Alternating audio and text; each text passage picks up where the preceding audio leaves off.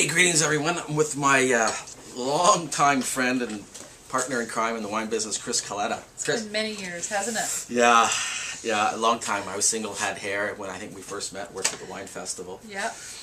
And I weighed 110 pounds. Yeah, I think I weighed 140. It's a different cup of tea. I had more hair too. Save it for me next time you get it cut. Chris has just recently started Okanagan Crush Pad Haywire, which I think is for Crush Pad is a custom crush facility, which is modeled after what goes on in California, when New Zealand, when someone doesn't have quite the funds to open a winery but has land but wants to make wine. So do you want to explain it a little bit? Yes. Really the idea was put in our heads by David Schofield. He's spent a lot of time traveling through New Zealand, France, California, and repeatedly came across this concept and just wondered why it wasn't being done in Vancouver, Market, Okanagan. It's just nothing like this is in British Columbia. So he basically harassed me endlessly until I decided that I'd take a look at it. At the same time, my husband Steve Lorney and I were launching Haywire, and the first year we made 168 cases in one winery, and then the following year we've made 4,000 cases, and we couldn't find a place to do it in because there was just no space available. So we basically decided that we ended up putting tanks and our own equipment and our own winemaker in another facility, and we realized that there was a real need for this and we needed to do it now, this year, not wait. So that's how it came about. Okanagan Crush Pad is in Summerland, and we've got about 8,000 square feet. Yep. We can produce up to 20,000 cases. We warehouse everything off-site. We have a very small guest center, visitor center there. Not open to the public, but we're open by appointment only. Okay. So this year we're making about 7,000 cases of our own wine and about an equal amount for other people. Yeah. So what that does, 10 years ago it wouldn't have been right. It just the industry wasn't there. No, the industry wasn't ready for it. I think part of the challenge that we've had is that a lot of people were doing custom crush for other people sort of quietly on the side. But making a mess out of it. In some cases making a mess out of it, but in other cases doing a good job. Yep. I mean, there's some great wineries that we all know and love Sure. that got their start that way. Yep. But it was never done openly or publicly. It was kind of like a little secret. A dirty secret. Dirty secret or a But why? I mean, well, this is it. Why? It doesn't make sense to me. Yeah, I mean, what we're doing complies with liquor control and licensing branch regulations. Technically, if you're a client and you don't have your own winery license, then we own the product until it's sold. Okay. So we've got contracts in place. We've got a very sophisticated cellar software equipment, very sophisticated point-of-sale equipment, and so we can tell you, exactly what we've made for you, what we sold, and basically we cut you a check every month.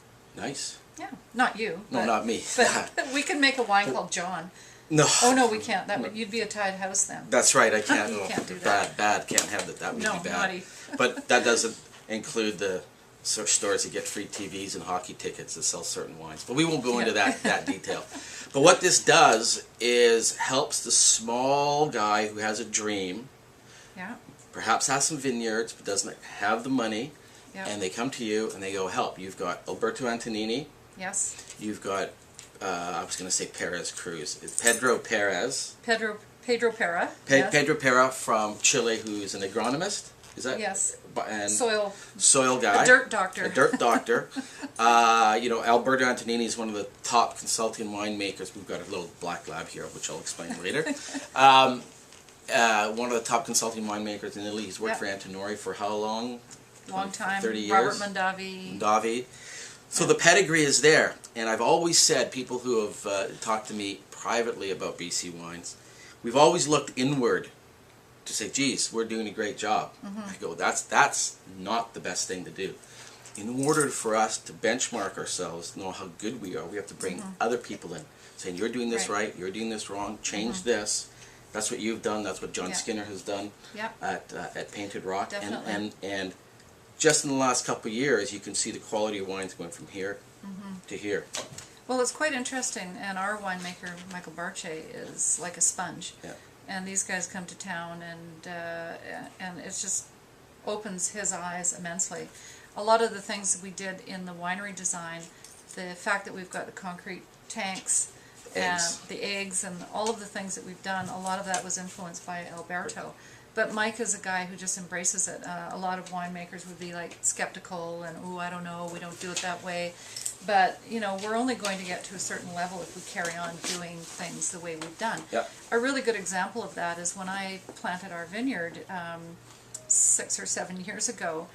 I was told by everybody in the industry to plant it with a particular rootstock. Right. So the whole property, 6.5 acres, Yep. one rootstock.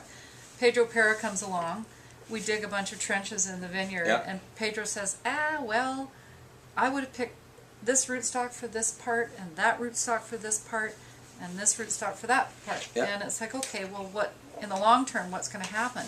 And he's like, well, for 15 years you'll be fine. Yeah. But the vines that are not on the right rootstock and are struggling Yeah. are going to get weak and Die. tired. Yeah. And they're going to be less productive. So it's like, okay. So that was, you know, only 6 or 7 years ago, where I was out asking people who were the top in their field, who knew what they were talking about in British Columbia, what I should do. That's the problem, though. You're asking people Right. in BC Right. and not people with international experience. Right.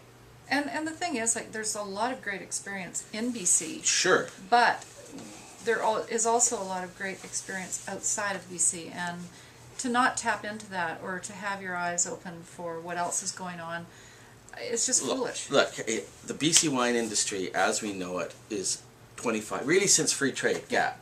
1980, 89, Yeah. 25 We're young. years old. Incredibly young. Chile has been winemaking industry for over 100 years. We won't Yeah. go into long how France has been making wine. Same Right. with Italy.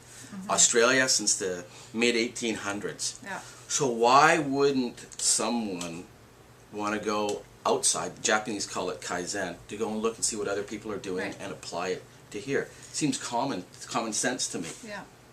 I think that, I mean, I've been around the BC wine industry for a long time, and I think, I know that there's so many jobs to be done, and there's Yep. so much to consider in this industry. It's almost like everyone's trying to set it up so that you don't succeed from That's- start and finish. So you're tired, you're worn out, you're tired, You're beat up. you're beat up, in many cases people try for the path of least resistance. Okay, how can I do something and do it quickly, efficiently, cost effectively? Bringing a fellow from Italy or somebody from South America is not cost effective, but in our opinion, it has to be done. It's an investment that we have to It's make. an investment And- in the future Yeah. and in yourself. And we're not the only BC producers who are doing that. No, There's quite a few consultants. You go to the airport in Penticton any day, you can see them coming With the and signs. going. Yeah, they're all covered and going. Yeah, So yeah. that's... And we're actually going to Chile in January. We're going to go and see Pedro Parra's vineyards and go and hang out with him. Who does he make wine for? He has his own, he consults to various people, Right. and he has his own winery in Chile. And he's just released some wine which hadn't actually been officially bottled, but I'll let you know. Yeah, I What- would be interested. Yeah, because he's quite the amazing guy, and he's Okay. working with Alberto in Tuscany. And he's also, he told me, going to Burgundy. So he's doing work in Burgundy, Tuscany, doing a lot of work in Argentina. Wow. And of course he has his own place, and he's in Bio. Oh, is he really? He's Yeah. okay. So we're going to drive down there and check it out. Very cool. Chile's Yeah. a cool place. I've been there through Yeah. Chris. I had the opportunity to go there once. Love to go back. Yeah. Nudge, nudge. January. Okay, let me look at it. So that's Okanagan Crush Pad and Haywire. If you're in the Okanagan, send them an email, get an appointment. You're going to be blown away by what the investment they've made in the industry and the wines and the whole experience. Thanks, Chris. Thanks, and we welcome anyone that wants to come and visit. Just call Cool. us. All right, cheers. Cheers. Sorry, Pop, have a cut and paste. That was